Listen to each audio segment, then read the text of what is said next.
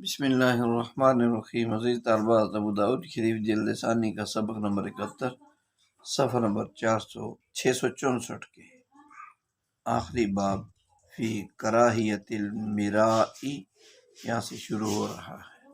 دعا ہے اللہ تعالیٰ قبولیت عافیت استقامت۔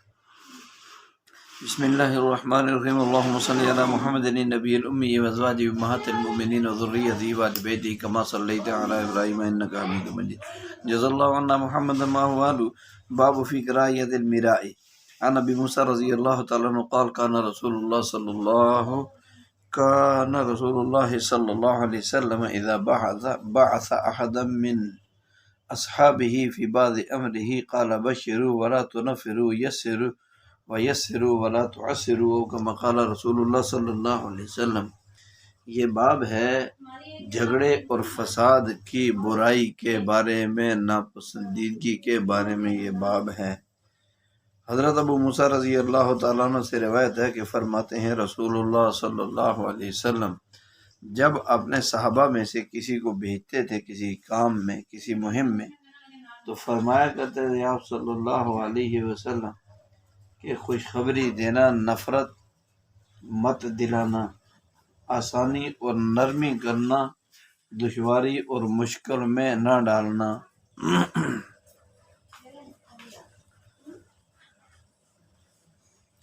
عن قائد السائب عن السائب رضی اللہ تعالیٰ عنہ قال اتیت النبی صلی اللہ علیہ وسلم فجعلوا یثنون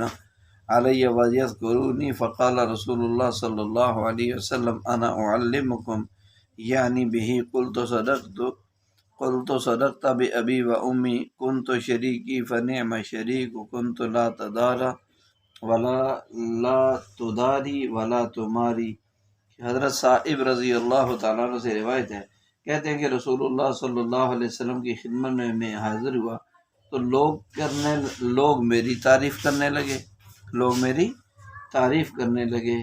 اور میرا ذکر کرنے لگے، تو رسول اللہ صلی اللہ علیہ وسلم نے فرمایا میں ان کو تم لوگوں سے زیادہ جانتا ہوں، انی اعلمکم یعنی بھی کہ میں ان کو یعنی صائب رضی اللہ تعالیٰ عنہ کو تم لوگوں سے زیادہ کیا کرتا ہوں، جانتا ہوں۔ قلت میں نے عرض کیا صدقت بأبی و امی، سچ فرمایا آپ نے، میرے ماں باپ پر قربان ہو، آپ میرے شریک تھے، آپ میرے کنتا شریکی، آپ میرے شریک تھے، فنعم شریک کنتا، تو آپ تو بہترین شریک تھے، لڑتے جھگڑتے بھی نہیں تھے۔ اس باب کے اندر کلام اور گفتگو کے آداب میں سے ایک ادب بتا دیا کہ بات چیت میں جھگڑے کی کیفیت اور نا امیدی نہیں ہونی چاہیے، بلکہ جھگڑے اور نا امیدی کے بجائے سہولت اور امید ہو کہ لوگ اور قریب ہوں اور ہدایت اور بشارت اور رہنمائی حاصل کریں۔ اللہ جل شانہ کا ارشاد ہے یرید اللہ بکم الیسر ولا یرید بکم العسر، اور دوسری جگہ ارشاد ہے وَلَوْ كُنْتَ فَظًّا غَلِيظَ الْقَلْبِ لَانفَضُّوا مِنْ حَوْلِكَ، کہ ان آیات میں بھی اللہ نے فرما دیا وَيُرِيدُ اللَّهُ بِكُمُ الْيُسْرَ وَلَا يُرِيدُ بِكُمُ الْعُسْرَ، اللہ تم سے آسانی کو چاہتا ہے، تنگی کو نہیں چاہتا۔ اور اگلی آیت میں اشارہ دے دیا کہ اگر آپ سخت دل اور سخت مزاج ہوتے تو پھر لوگ آپ کے قریب نہ آتے۔ تو پہلی حدیث میں سہولت اور دوسری حدیث میں جھگڑا نہ کرنے کا ذکر ہے، جس سے باب کا عنوان جو ہے وہ معلوم ہوتا ہے بشروا مغفرتہ لا تنفروا، یا ای لا تخوفوا بالمبالغۃ فی الانذار والاقرار، مطلب یہ کہ امید دلاؤ اور مت بدکاؤ، نا امید ہرگز لوگوں کو نہ کرو، اللہ کی رحمت کی امیدیں دلاؤ، اللہ کی رحمت کی امیدیں دلاؤ۔ باب الہدی فی الکلام، بات چیت کے آداب کا بیان ہے۔ عن یوسف بن عبداللہ بن سلام رضی اللہ تعالیٰ عنہ عن ابیہ قال کان رسول اللہ صلی اللہ علیہ وسلم اذا جلس يتحدث يكثر ان یرفع طرفہ الی السماء او کما قال رضی اللہ عنہما۔ حضرت عبداللہ بن سلام رضی اللہ تعالیٰ عنہ کہتے ہیں کہ رسول اللہ صلی اللہ علیہ وسلم جب گفتگو کرنے کے لیے بیٹھتے تو آپ علیہ السلام اکثر اپنی نگاہ آسمان کی طرف اٹھاتے۔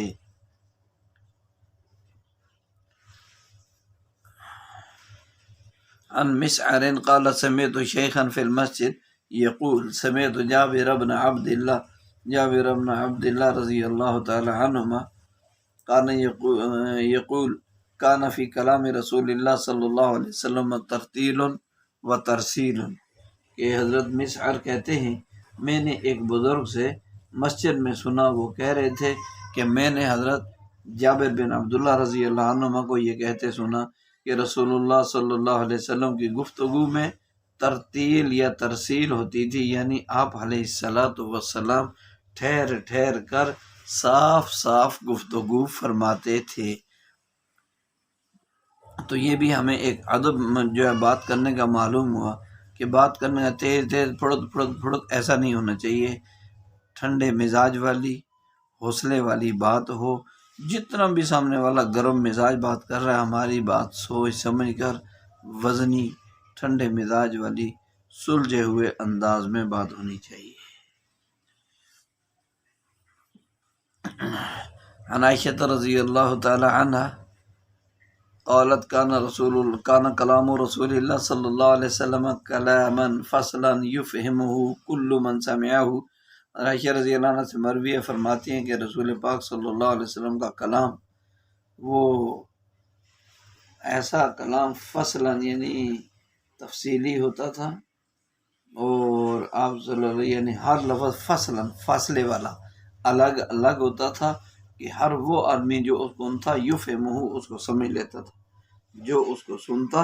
وہ سمجھ لیتا، ایسی واضح بات۔ عن ابی سلمہ وعن ابی ہریرہ رضی اللہ تعالی عنہما قال قال رسول اللہ صلی اللہ علیہ وسلم کل کلام لا یبدأ فیہ بحمد اللہ فهو اجزم۔ قال ابو داود رحمہ اللہ تعالی رواہ یونس وعقیل وشعیب وسعید بن عبد الرحمن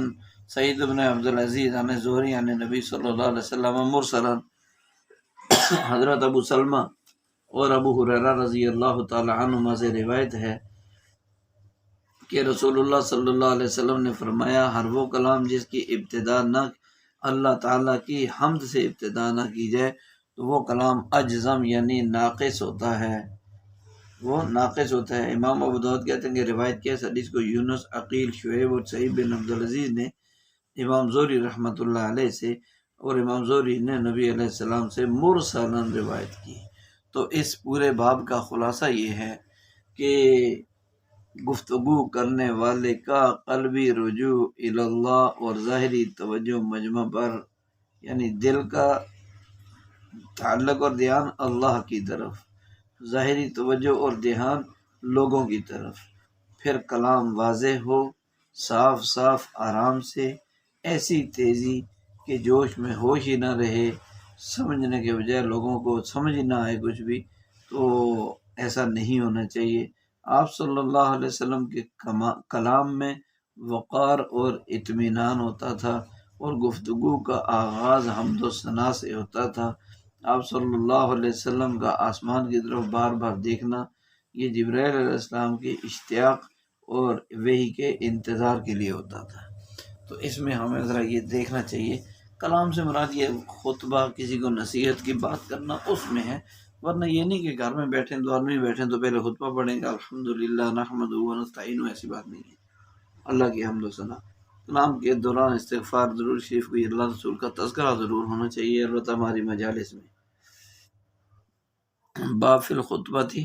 یہ خطبہ دینے کا بیان ہے۔ عن ابی ہریرہ رضی اللہ تعالی عنہ عن النبی صلی اللہ علیہ وسلم قال کل خطبۃ لیس فیہا تشہد فہی ید الجزماء او کما قال صلی اللہ علیہ وسلم۔ حضرت ابو ہریرہ رضی اللہ تعالیٰ عنہ راوی ہیں، کہتے ہیں کہ نبی صلی اللہ علیہ وسلم نے فرمایا ہر وہ خطبہ جس میں تشہد نہ ہو، یعنی شہادتین، اللہ کے ایک ہونے کی گواہی، نبی علیہ السلام کے رسول اور بندہ ہونے کی گواہی، تشہد نہ ہو، وہ خطبہ کٹے ہوئے ہاتھ کی طرح ہے، کٹے ہوئے ہاتھ کی طرح ہے۔ یہ اس باب کی پہلی حدیث ہے کہ کلو خطبہ خواہ پر ضمہ کے ساتھ ہے، اس کا معنی خطبہ دینا اور بیان کرنا۔ یہ عربی زبان میں جو ہم اردو میں بیان کرتے ہیں نا، اس بیان کو عربی میں خطبہ کہتے ہیں، اور خطاب اردو میں بیان پر بولا جاتا ہے، فلاں صاحب خطاب فرما رہے تھے، یعنی بیان فرما رہے تھے۔ اور خطبہ خواہ کے کسرہ کے ساتھ اگر ہو تو وہ پڑھیں گے خطبہ، اس کا معنی ہوگا نکاح کا پیغام دینا۔ قرآن کریم میں دلیل ہے، لا جناح علیکم فیما عرضتم بہ من خطبۃ النساء، کہ تم پر نکاح کا پیغام اشارے سے دینے میں کوئی حرج نہیں ہے۔ کسی کو نکاح کا پیغام دو کہ میں آپ سے نکاح کرنا چاہتا ہوں، چاہتی ہوں، تو اس میں کوئی حرج نہیں ہے۔ خطبہ کے آداب یہ ہیں کہ نور الایضاح فقہ کی کتاب ہے نامور، اس میں خطبہ کے آداب اور سنتیں مذکور ہیں۔ ان میں سے کچھ چیزیں یہاں عرض کرتے ہیں کہ خطبے کی ابتدا، کہیں تقریر کوئی بیان کرنا ہو تو اس کی ابتدا حمد و ثنا سے ہو، نبی علیہ السلام پر درود پاک سے ہو، اور وعظ اور نصیحت میں دنیا اور آخرت میں کام آنے والی، نفع دینے والی باتیں ہوں، اور پھر قرآن کریم کی محل آیت کی تلاوت ہو، یعنی جیسا موقع ایسی آیت۔ اور ایسا نہ ہو کہ خطبہ نکاح میں کل نفس ذائقۃ الموت کل من علیہ فان پڑھا جا رہا، خطبہ نکاح کا دیا جا رہا تو وہاں اس سے متعلق آیات پڑھی جائیں، خطبہ بارش کا ہے تو اس کے متعلق آیات پڑھی جائیں، خطبہ بیان جو ہے وہ توبہ استغفار کے لیے تو آیات بھی توبہ استغفار کے بارے میں ہی پھر پڑھی جائیں۔ تو جس غرض کے لیے خطبہ ہے اس خطبے یعنی بیان میں اسی کی مکمل ہدایات اور مسائل اور فضائل ہوں۔ مثلا بیان تو ہو رہا ہے عرفات میں حج کے امور کا، یا قربانی کے دن قربانی کا، وقوف کا، طواف زیارت، قربانی، حلق قصر وغیرہ کا، جمع بین الصلاتین کا، اور خطبہ نکاح جو ہے وہ پھر اسی مسائل کو چھیڑنا چاہیے، وہاں آیات بھی اسی کے بارے میں۔ اب نکاح کا خطبہ ہے تو نکاح کے والی آیات اور احادیث۔ تو مسلمان مردوں، عورتوں اور زندوں مردوں سب کے لیے دعا اور استغفار ہو اپنے خطبے میں۔ اور یہ بھی لکھا ہے کہ خطبہ معتدل ہو، زیادہ لمبا نہ ہو۔ خطبہ جمعہ کے متعلق 18 آداب اور سنت مذکور ہیں نور الایضاح کتاب میں، ان کا انتخاب جو تمام جو ہے وہ خطبہ میں مشترک ہیں۔ تو ہر خطبے کی خصوصیات، اس کے احکام اور متعلقات ہیں جن کا خطیب کا اہتمام کرنا ضروری ہے۔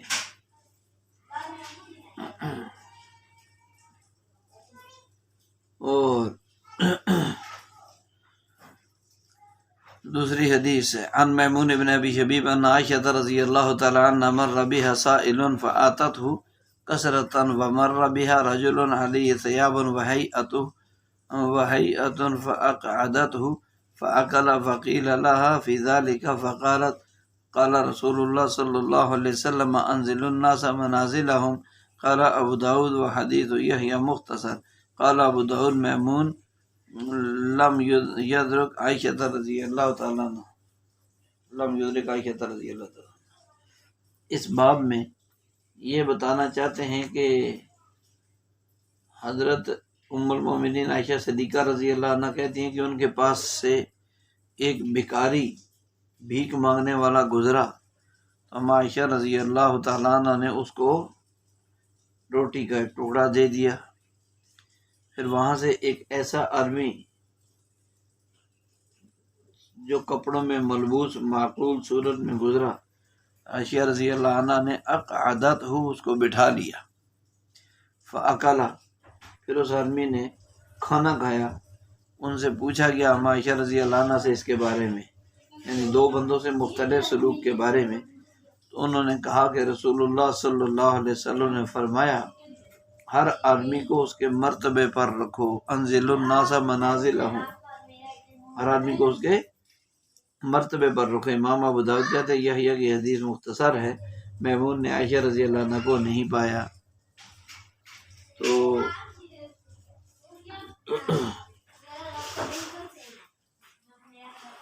اس باب میں بھی مجلس کے آداب کی بات ہی چل رہی ہے۔ آگے اگلی حدیث پڑھتے ہیں کہ عن ابی موسیٰ الاشعری رضی اللہ تعالیٰ عنہ قال قال رسول اللہ صلی اللہ علیہ وسلم ان من اجلال اللہ اکرام ذی الشیبۃ المسلم وحامل القرآن غیر الغالی فیہ والجافی عنہ واکرام ذی السلطان المقسط او کما قال صلی اللہ علیہ وسلم، کہ حضرت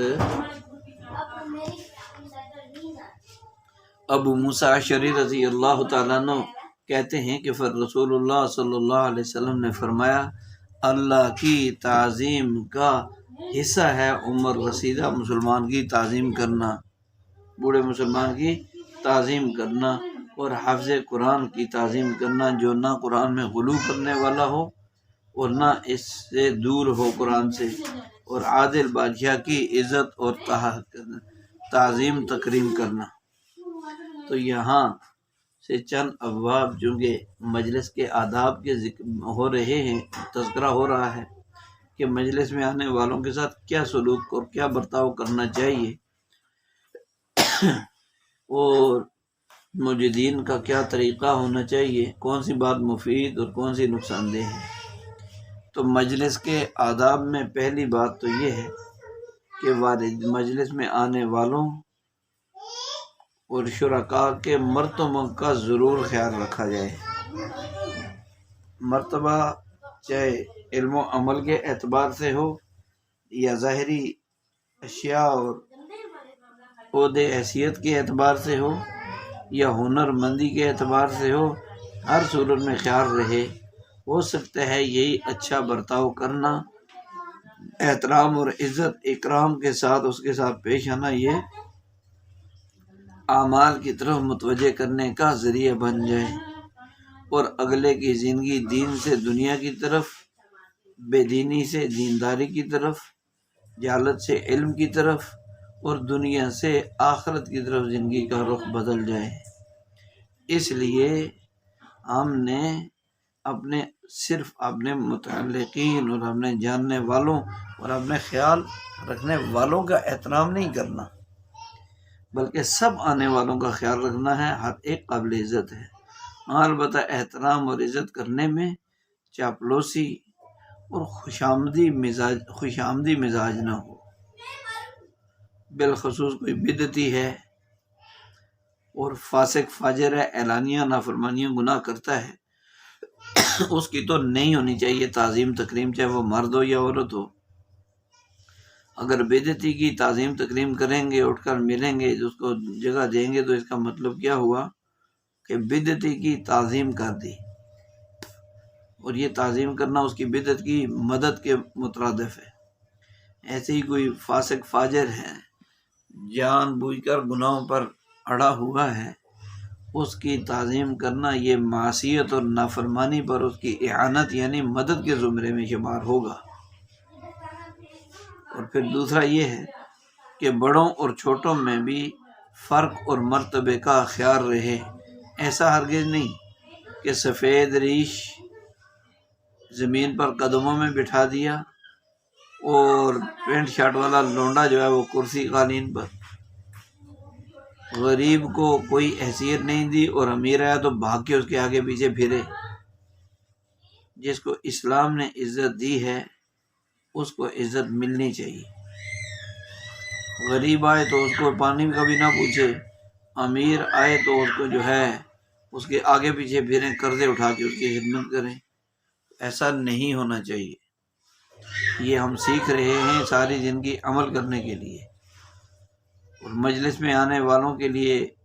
ایک ادب اور حکم یہ بھی ہے کہ بلا اجازت مجلس میں گھسنے کی کوشش نہیں کرنی چاہیے، مردوں کی مجلس ہو یا عورتوں کی، بلکہ اجازت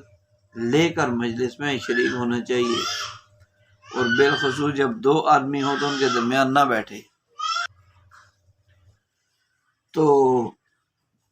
دو آدمیوں کے درمیان بغیر بلائے یا بغیر اجازت لیے بیٹھ جانا اور بیٹھنے کے بعد اجازت مانگنا یہ نہیں ہے، پہلے سے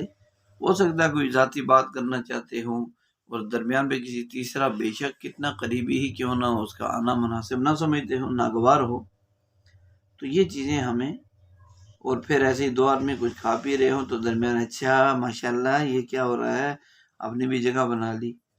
تو ایسا نہیں ہونا چاہیے۔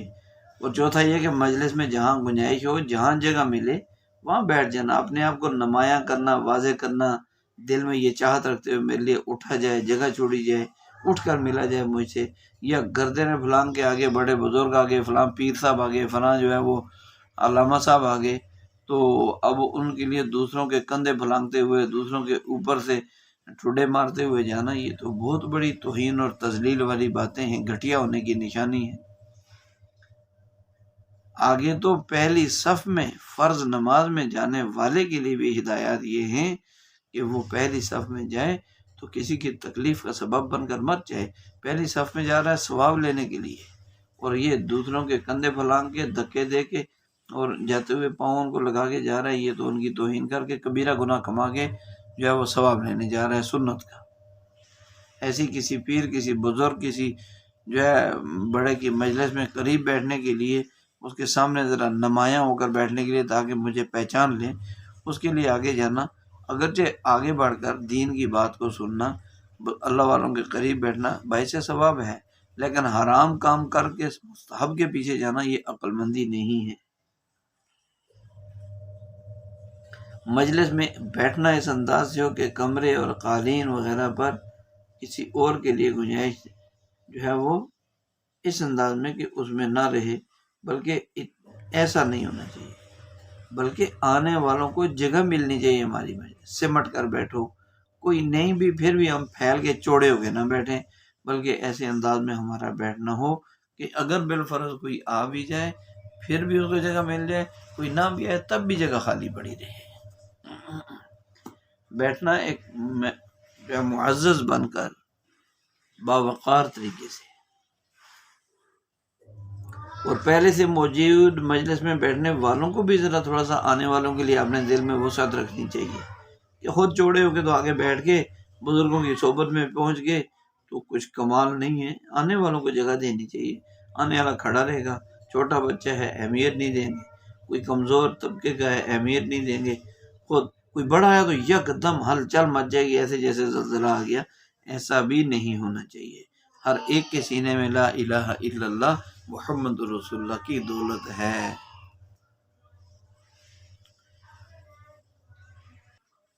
اللہ ہمیں سمجھ اور توفیق نصیب فرمائے۔ تو اگلا جو باب ہے ہمارا، یہ اس باب کو شروع کرنے سے پہلے ایک بات یہ بھی سمجھنی ضروری ہے کہ گفتگو کرنے والا اتنی زور سے چیخیں مار مار کر اس انداز سے بات نہ کرے کہ سامعین کو تکلیف پہنچے، اور بالکل اتنا آہستہ بھی نہ ہو کہ وہ بس ایک یہ سنیں کہ ہم مجلس میں ہیں، باقی ان کو پتہ نہ ہو کون کیا کہہ رہے ہیں، اونچی آواز نہ ہو کہ تکلیف دہ ہو جائے، اتنی پست نہ ہو کہ ان کو یا تو کہنے پر مجبور ہو جائیں یا اٹھ کر جانے پر مجبور ہو جائیں کہ فائدہ سمجھ کچھ نہیں آ رہا، یا بعد میں کوئی ان سے پوچھے کیا کہا تو جی ہمیں تو آواز نہیں آ رہی تھی، ایسا بھی نہیں ہونا چاہیے۔ اور پھر کسی بلا عذر جو ہے وہ کوئی عذر نہ ہو، مجبوری نہ ہو، دوسروں کی طرف پاؤں پھیلا کر بیٹھ جانا یہ بھی نہیں۔ ہاں کوئی معذور ہے، شرعی عذر ہے، پھر ٹھیک ہے، پھر ایسی چیز کھا کر مجلس میں نہ جائے جس سے بدبو وغیرہ آئے، صاف ستھرا ہو کے، منہ کو صاف کر کے، مسواک کر کے، اور حسب توفیق خوشبو ہو تو وہ لگا کر، اور خوشبو لگائے بھی اس نیت سے کہ تاکہ دوسروں کو میری وجہ سے راحت پہنچے، تو یہ صاف ستھرا ہو کے جانا چاہیے، ورنہ ایسا نہ ہو کہ یہ بات کرے اور اس کے منہ سے بھاپ نکلے، دوسرے اس کی بدبو سے تنگ آئے ہوئے ہوں، بات چھوڑنے پر بھی مجبور کہ چھوڑ کے چلے جاتے ہیں، ناراضگی کا خطرہ، سنتے ہیں تو اپنا جو ہے وہ طبیعت خراب ہو رہی ہے، تو ان چیزوں کا ہمیں خیال رکھنا چاہیے۔ اور حضرت مولانا اشرف علی تھانوی صاحب نور اللہ مرقدہ کی کتاب تعلیم الدین، اس کو ہمیں پڑھنا چاہیے، اس میں ہے کہ جینا کیسے ہے، کیسے رہنا ہے، معاشرتی، معاملاتی، اخلاقیاتی چیزیں وہاں بہت زیادہ دی ہیں، ان کو تھوڑا تھوڑا پڑھ کر سیکھنا اور سمجھنا اور عمل کرنا چاہیے ہمیں۔ اور مجلس میں کوئی اٹھ کر جائے، پیچھے یکدم چھاپا مار دیا، اس کی جگہ پر دڑام چھلانگ مار کے بیٹھ کے، ایسا بھی نہیں ہونا چاہیے۔ اس کی جگہ پر نہ بیٹھے، خیال رکھے اس کی جگہ پر۔ ہاں اگر وہ کوئی چیز رکھ کر چلا جائے پھر تو خود بخود ہی خیال ہو گیا، تو ایسا بھی جو ہے وہ دلیر نہیں بننا چاہیے۔ اگلا باب ہے پھر رجل یجلس بین الرجلین بغیر اذنہما، ایک آدمی بغیر اجازت کے دو کے درمیان بیٹھے تو اس کا حکم بیان ہو رہا ہے۔ عن عمر ابن شعیب، جی تو یہاں سے ہے عن عمر ابن شعیب عن ابی عن عبداللہ ابن عمر رضی اللہ تعالی عنہ عن رسول اللہ صلی اللہ علیہ وسلم قال لا يحل لرجل لا يحل لرجل ان يفرق بین اثنین الا باذنہما، کہ رسول اللہ صلی اللہ علیہ وسلم نے فرمایا کسی آدمی کے لیے جائز نہیں ہے کہ وہ دو آدمیوں کے درمیان ان کی اجازت کے بغیر گھس کر ان دونوں میں تفریق ڈال دے، جدائی ڈال دے، یہ جائز نہیں ہے۔ تو باب فی جلوس الرجل، آدمی کے بیٹھنے کے طریقے کے بارے میں، اس باب کے مجلس میں کیسے بیٹھے، بلکہ تنہائی میں بھی ہمیں سلجھا ہوا سمجھدار بن کے بیٹھنا چاہیے کہ کوئی اچانک آئے تو وہ ہم سے کچھ سیکھ کر جائے۔ عن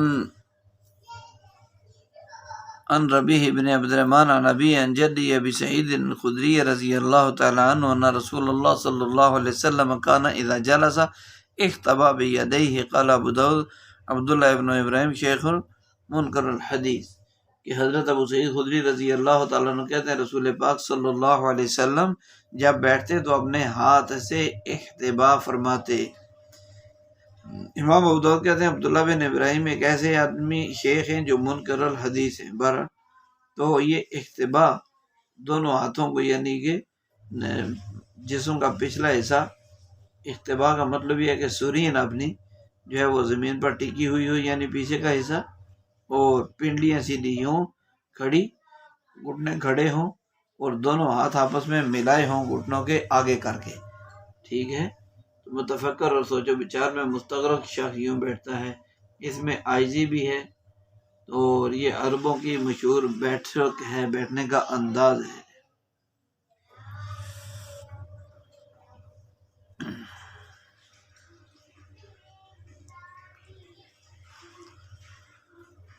حدثنا عبداللہ ابن حسان العنبری قال حدثتنی جدتائی تائی صفیۃ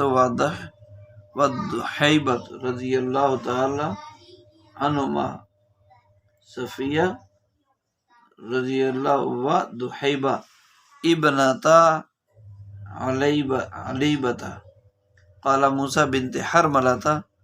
وکانتا ربیبتی قیلۃ بنت مخرمۃ وکانت جدۃ ابیہما انہا اخبرتہما انہا رأت النبی صلی اللہ علیہ وسلم وهو قاعد القرفص فلما رأيت رسول اللہ صلی اللہ علیہ وسلم المتخشی وقال موسیٰ المتخشی فی الجلسة ارعدت من الفرق۔ قیلہ بنت مخرمہ رضی اللہ عنہ نے خبر دی،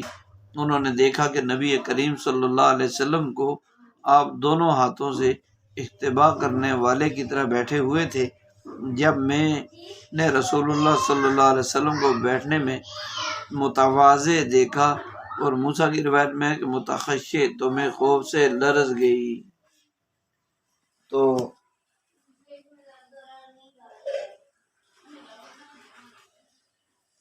اگلا باب ہے باب فی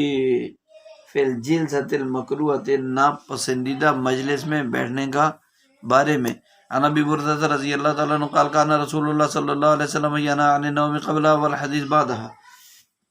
کہ حضرت ابو بردہ کہتے ہیں، ان سے روایت ہے کہ رسول اللہ صلی اللہ علیہ وسلم جو ہے وہ عن النوم قبلہ والحدیث بعدہ، کہ رسول اللہ صلی اللہ علیہ وسلم، یہ حدیث پہلے والے باب کی حدیث رہتی ہے، عن عمر ابن شرید عن ابی شرید ابن سوی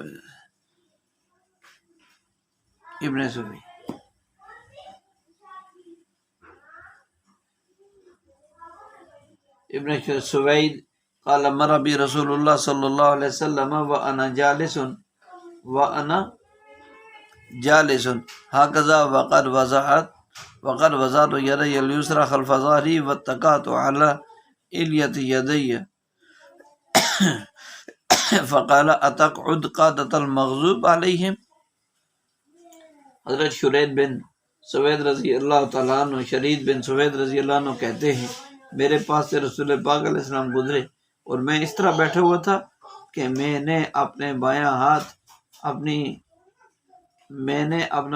اپنی پیٹھ کے پیچھے رکھا تھا اور ٹیک لگائے ہوئے تھا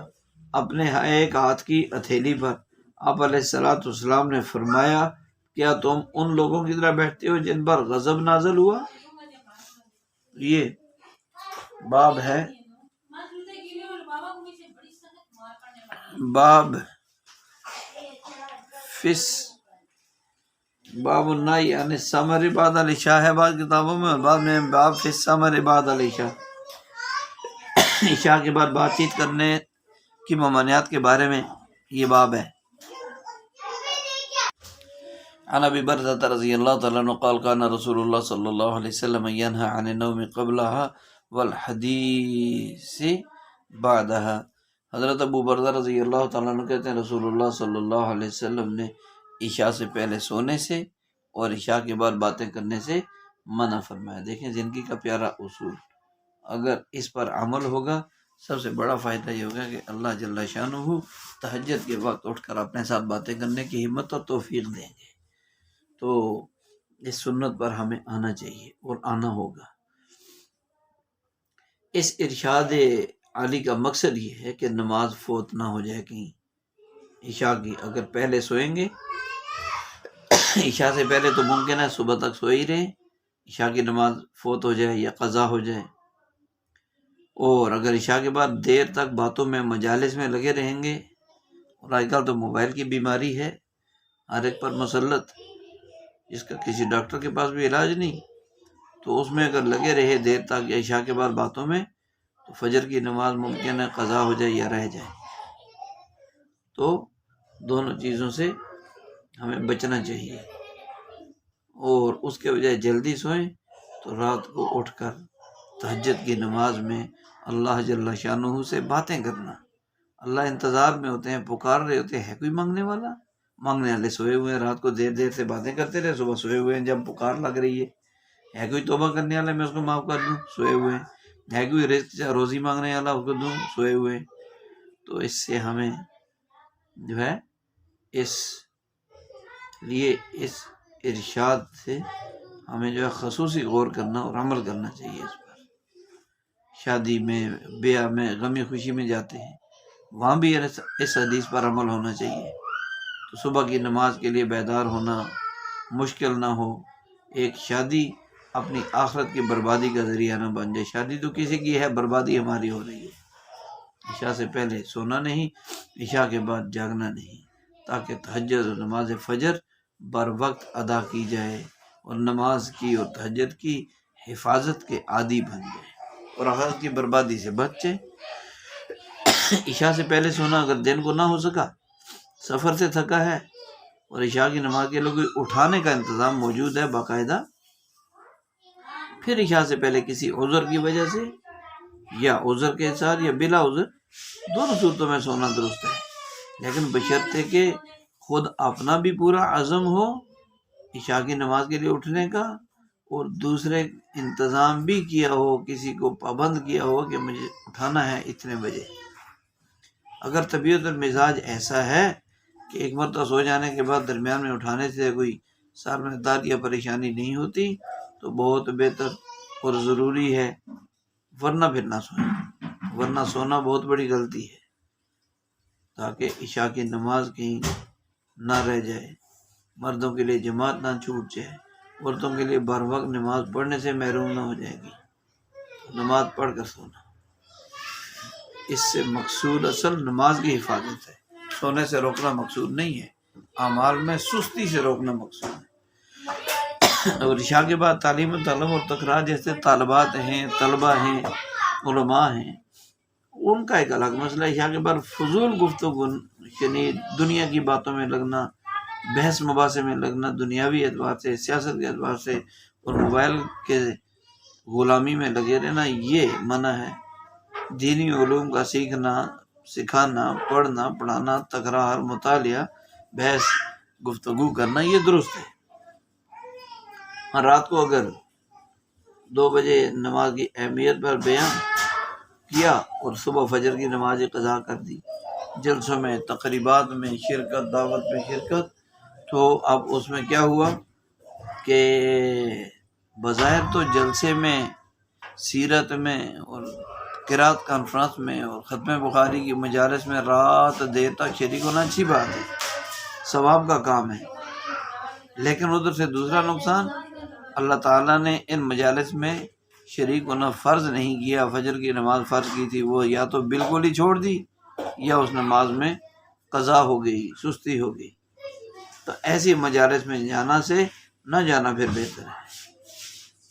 لہذا ہمیں خود اپنے اوقات اور اپنی زندگی کی حفاظت کرنی چاہیے۔ عشاء کے بعد سے صبح صادق تک جو ہے وہ آرام کا جو وقت ہے، آرام کرنا۔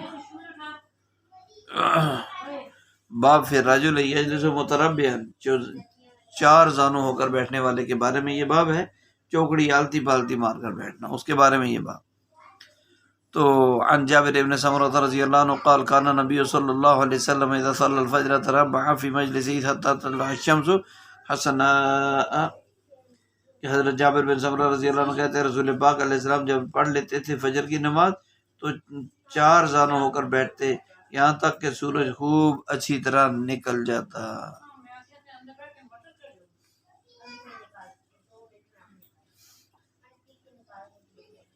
باب مکمل ہوا ہے، تو یہاں کے بعد جو ہے اگلا باب ہے، باب فی التناجی، سرگوشی کے بارے میں یہ باب ہے۔ عن عبداللہ رضی اللہ عنہ قال قال رسول اللہ صلی اللہ علیہ وسلم لا ینتجی اثنان دون ثالث دون صاحبہما فإن ذلك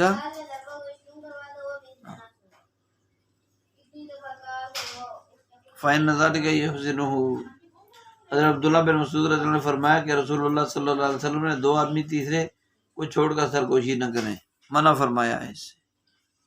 کیونکہ یہ عمل اس تیسرے کو رنجیدہ کر دے گا، یہ سرگوشی اس کو رنجیدہ کر دے گی۔ عن ابن عمر رضی اللہ عنہ قال قال رسول اللہ صلی اللہ علیہ وسلم مثلہ قال ابو صالح فقال وقال لابن عمر فاربعۃ قال لا يضرك، کہ حضرت عبداللہ بن عمر رضی اللہ تعالیٰ عنہ کہتے ہیں رسول پاک علیہ الصلوۃ والسلام نے فرمایا، اسی میں جیسا فرمایا۔ ابو صالح کہتے ہیں قال ابو صالح کہ میں نے کہا کہ ابن عمر رضی اللہ عنہ کو اگر 4 آدمی ہوں تو وہ بولے پھر کوئی حرج نہیں، پھر کوئی حرج، یعنی میں نے ابن عمر رضی اللہ عنہ سے پوچھا کہ اگر باتیں کرنے والے 4 ہوں تو پھر فرمایا کہ پھر اس میں کوئی حرج بھی نہیں ہے۔ سبحان ربک رب العزت عما یصفون وسلام علی المرسلین الحمد للہ رب العالمین۔